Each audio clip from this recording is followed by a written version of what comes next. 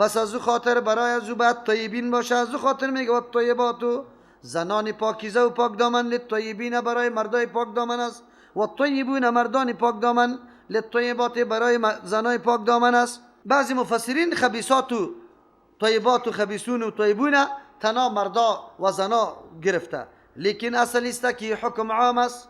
الخبیثات و اعمال خبیث و بد، کارای نادرست و ناروا. الخبیثات و اقوال ناشایسته و بد که دو دشنام بدگویی ایگا پاس، افکاری بد که بدعت است، شرک است، ایگا پا افکاری غلط است، و زنانی بد یا چیسته کلی از یارا شامل میشه. للخبیثین مناسب برای خبیث است. مومن هیچ وقتی طور نمیکنه که از زبانش گپی غلط و نادرست برایه، کاری نادرست بکنه، زنی خبیثه بگیره نعوذ بالله، یا چیسته مفکوره خبیثه داشته باشه، هیچ وقتی طور نمیکنه.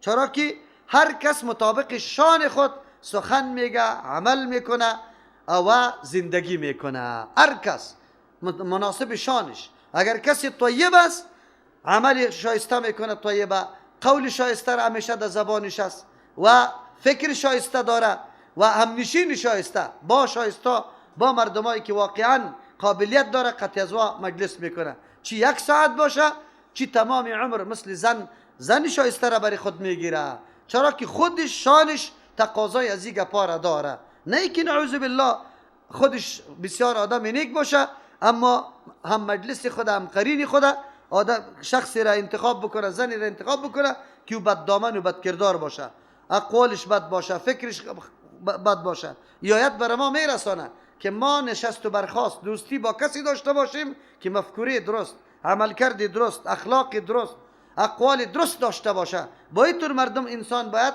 هم مجلس و هم همراهی و هم نشینی بکنه. از امو خاطر در مسئله نکام همی قسم است که طیب پشت طیبات میگرده، طیبات پشت طیبین میگرده. اینطور نمیکنه که هر کس برابر شد، اینطور نمیکنه.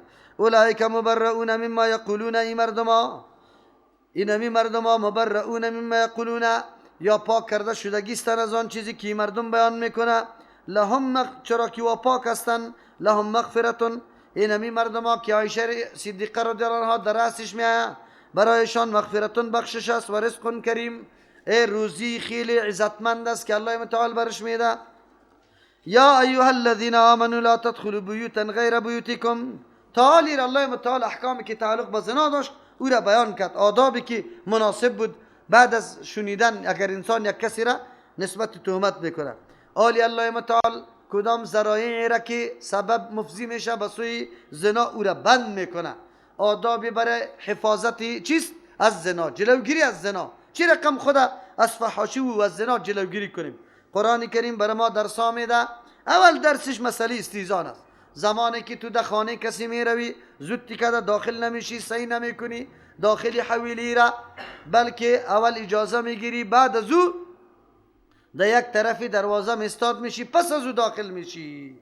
حالی به خاطر اجازه گرفتن الله متعال خانه ها را تقسیم میکنه که در کدام خانه چه قسم اجازه گرفته شود. از او خاطر حکمتی که الله در این استیزان گذاشته بسیار بزرگ است، خیلی بزرگ است. الله متعال میخواه که داخل خانه کسی نشو. یکی خویسته که نظرت سری کسی نخوره، زن همیشه در خانه او قدر زیاد بی باک چی گشت و گذار میکنه، از او خاطر نظرت نخوره. یکی چیست دوم است که بس اوقات اگر تو بدون اجازت داخل شوی کسی شک و شبهه زیر نکنه که دزد است، به قصد یک چیزی آمده. زمانی که اجازه میگیری امو شکوکات از بین میره. ابلیس لعین در همچون مواقع در ذهن انسان بسیار گپا را تا و بالا میکنه. از امو خاطر است زمانی که سیاسر انسان با کسی سخن میگه ولو سخن درست گفته، اما شیطان در قلب تو انواع وسوسه ها را چی میکنه؟ آورده راییست تا این اندازه را که تو را وادار به این میسازه که برو دیگه ختم کوشه. حتما رابطه داره، در حالی که او رابطه نمی داشته باشه، ضرورت پیدا می باشه. از او خاطر الله متعال میفرمه که از این نمیتور اموری که شما را در انجام امر وادار به کشتن و قتل کسی میکنه یا نسبت تهمت به کسی میشه، از این نمی اسباب خودداری بکنی. از همون خاطر تلفونا گپ زدن، مسیجا روان کردن در بین بچه جوان و دختر جوان قطعا من میگم نارواست.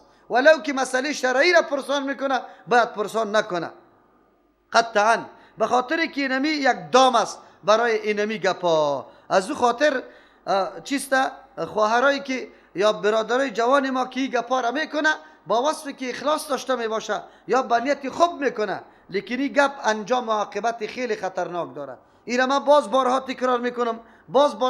تکرار میکنم که اصل منشه تمامی بدبختی ها از همینجا آغاز میشه و شروع میشه. ما باید به آدابی که الله برای ما بیان کرده سخت احترام قائل باشیم.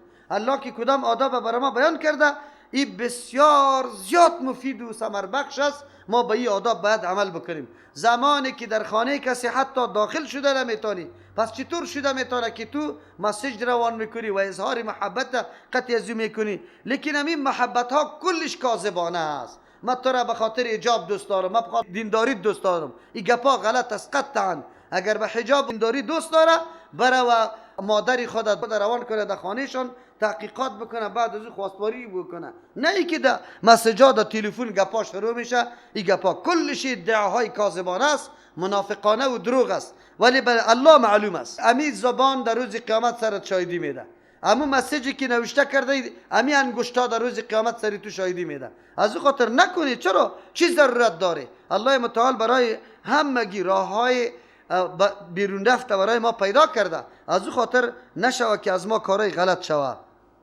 حالی چه حکمت است حفاظت عزیزته که در زندگی و آزادی شخص تو خلل بندازی. ناگهان داخل میشی، یک زن امرای شوهر خود قرار نشسته مذاق میکنه و شرمنده میشه، خجالت میکنه. از او خاطر تو باید اجازه بگیری. یک حکمت دیگه است. دوم، اخلاق انسانی هم تقاضای از این داره که در اموری که کسی مصروف باشه بدون اجازه مداخله نکنی. حتی اگر بیرون باشه دو نفر در بین خود گپ میزنه، تا وقتی که وای اجازه برات نداده تو باید در پالوی از آن نزدیک نشوی. چرا که شده میتونه و گپ سری و پنهان انجام بده. سوم حکمت در اینجا است که الله متعال بند انداخته، یعنی فواحش و کارایی که مفضی به فاحشه گری میشه ایرا کلش بند انداخت که کسی تور نشوه. چهارم است بس اوقات یک صاحب البیت یا خانوالا کارایی را انجام میده که باید بیرون مردم نبینشه، حالی تو ناگهان داخل میشی او را میبینی. پیسه را کسی شمار میکنه خزانش است، ای را هیچ خوش نداره، حتی بگوی نزدیکترین دوست خدا خوش نداره که کلی پولی از او را او ببینه، یا کدام چیزایی که یادداشت نوشته کرده او را ببینه. از او خاطر الله متعال جلوگیری از این پا میکنه. یا ایها الذین آمنو، کسانی که ایمان آورده، در هر معامله که ایمان میایه اشاره به این میکنه کدام احکامی که ما بعد ذکر میشه از اجزای ایمان است، تقاضای ایمان است، یعنی این اموری ایمانی است. عادی فکر نکنه که اجازه طلب کردن از خانه چی مردم چی میگه افتخاری بزرگش است، ما والا بی اجازه در خانه از رفت آمد دارم. این گپ غلط است، نادرست است. بی اجازه بد میکنی که میروی. تعجب است. خارخوندیم است، خارخوندیم خلاص دیگه. حالی شبم قطش تیر میکنه، سفرم قطش میکنه، خارخوندیم است. عجیب خارخوندگی است. این خارخوندگی ها درست نیست، این خارخوندگی های شیطانی است، یا انسان در دیگه طرف میبره.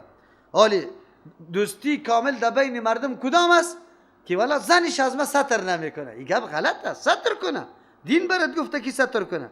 یا ایها الذین آمنو، کسانی که ایمان آورده، لا تدخلوا بیوتا، داخل نشوید خانه ها، غیر بیوتکم، بجز از خانه های خاص شما، حتی تستأنسوا، تایی که اجازه بگیری. استیناس است، استیزان. استیناس به خاطر میگه که بعد از اجازه انس یا الفت پیدا میشه در بینشان، امو وحشت و بیگانگی از بین میره. و تسلیموا، تایی که شما سلام پرتی علی اهلها، به اهل ازو. ذالکم خیر لکم، اجازه گرفتن بهتر است برای شما. لعلکم تذکرون، شاید که شما نصیحت بپذیری، سریازی عمل بکنه که موجبی چی است؟ زدودن شکوک و شبهات است. مکمل شکوک و شبهات از بین میره، این براتان بهتر است. سه سلام است. یکی سلام طلب اجازه است. در اون زمان حالی خود دروازه هاست. اون زمان فقر خیلی زیاد بود، دروازه حتی یک پرده واره کشال می بود، تق تق وی گپا نمیشد. دستری دروازه می آمد السلام علیکم، و خانه های تر بلند منزلای دور دست نبود که دروازه را هر قدر میزنی و خبر نمیشه. مردم یک یک خانگک و تاقک داشتن، خیر و خلاص. از او خاطر در این طور جایی که ساکنین خانه نزدیک است میگه السلام علیکم و میگه و علیکم السلام ادخل، بله اجازه برات میده که نعم داخل میشی، باز میگه السلام علیکم و رحمت الله و برکاته، دولا السلام علیکم و رحمت الله و برکاته. این سلام استیزان بود، اجازه طلب کردن. دوم سلام ملاقات است، بعد از او که از رخصت میشی باز میگه السلام علیکم و رحمت الله و برکاته. سه قسم سلام ما داریم. اینمی سلام است. خبرداری اهمیت سلامه که سبب ازدیاد محبت میشه. یقینا به سلام قدر کمالات الله انداخته که پرسان نکو. اما امروز مردم هیچ سلام نمیپرته.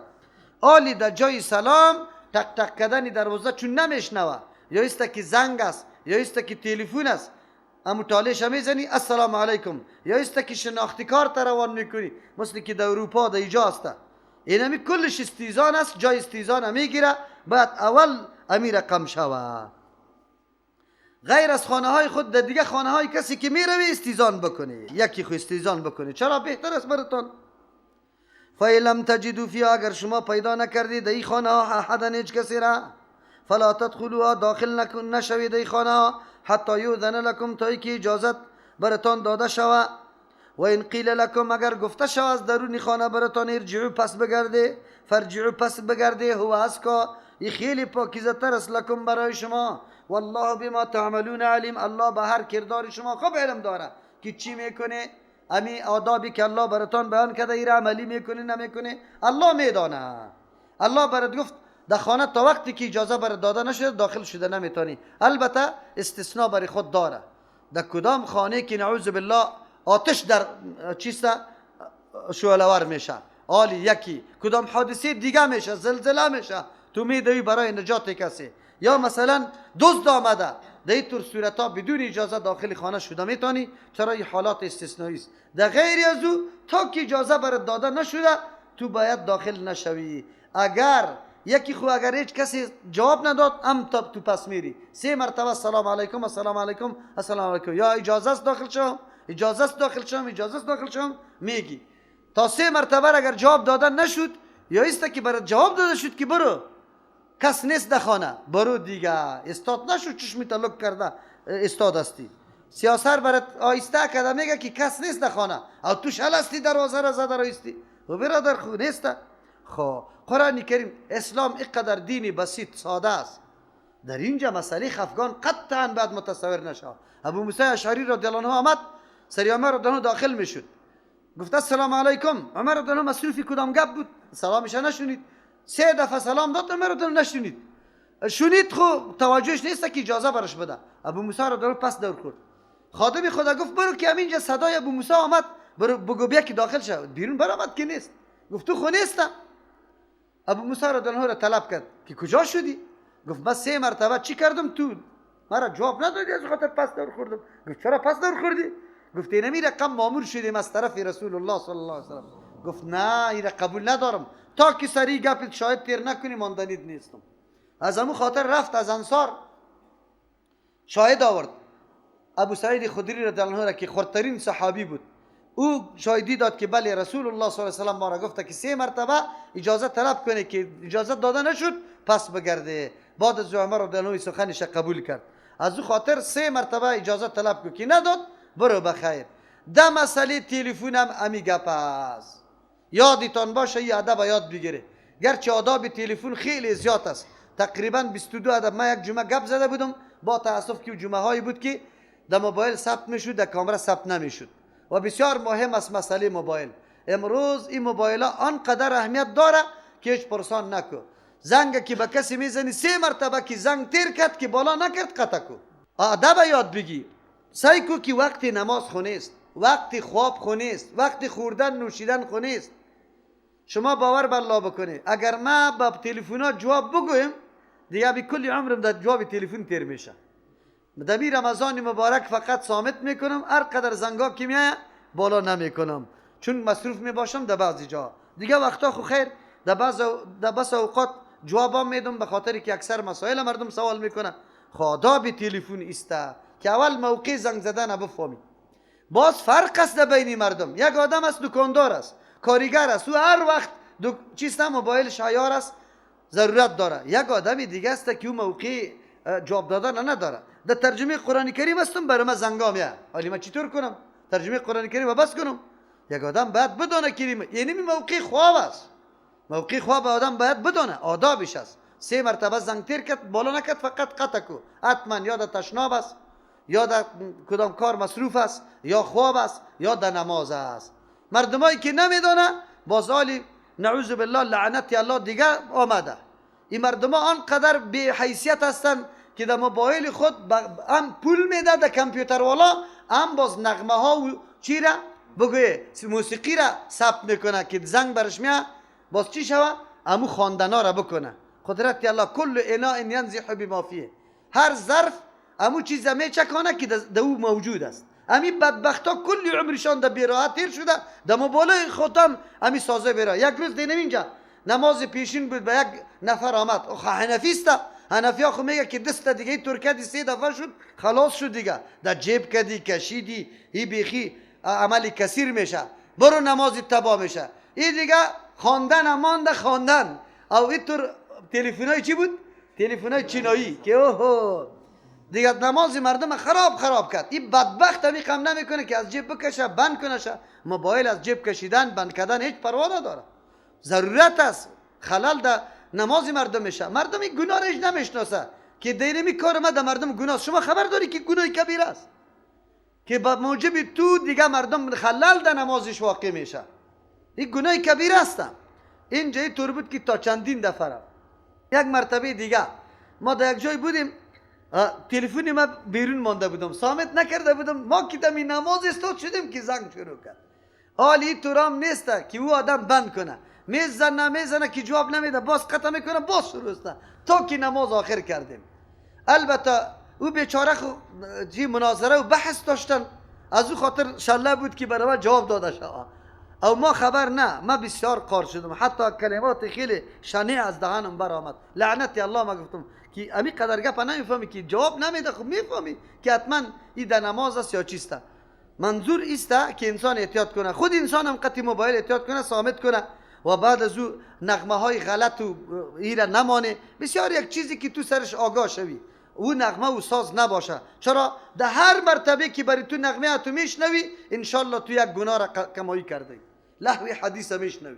در روز قیامت هم امیر شونیده رایست در گوش دمی میاد، باز بعد از او تو نجات پیدا بکن. نکنه مؤمن هستی. یکی دیگه چی مسئله موبایل؟ هلو مرگ نه هلو. تو مسلمان هستی، به مجردی که زنگ آمد اولین کلمه السلام علیکم و رحمت الله و برکاته. خلاص بله مانا نداره دیجا. اول گپ السلام علیکم و رحمت الله بفرمایید. خلاص ما مسلمان هستیم الحمدلله، آداب یاد بگیریم. اینمی آداب است. جامعه اسلامی توسط همین آداب شناخته میشه و معیارش هست. ما کلی گپار از غرب تقلید. هلو مسلمان هلو چی مانا؟ هلو تعجب است که ما در کدام چی بسیار. از او خاطر موضوع چی است؟ موضوع است که در تلفنم 3 مرتبه زنگ تیر کرد، بعد از او قطع کن. منتظر شو یک کمی پسان با زنگ بزن. شده میتونه در یک از چی مصروف باشه. در خانه هم همینطور.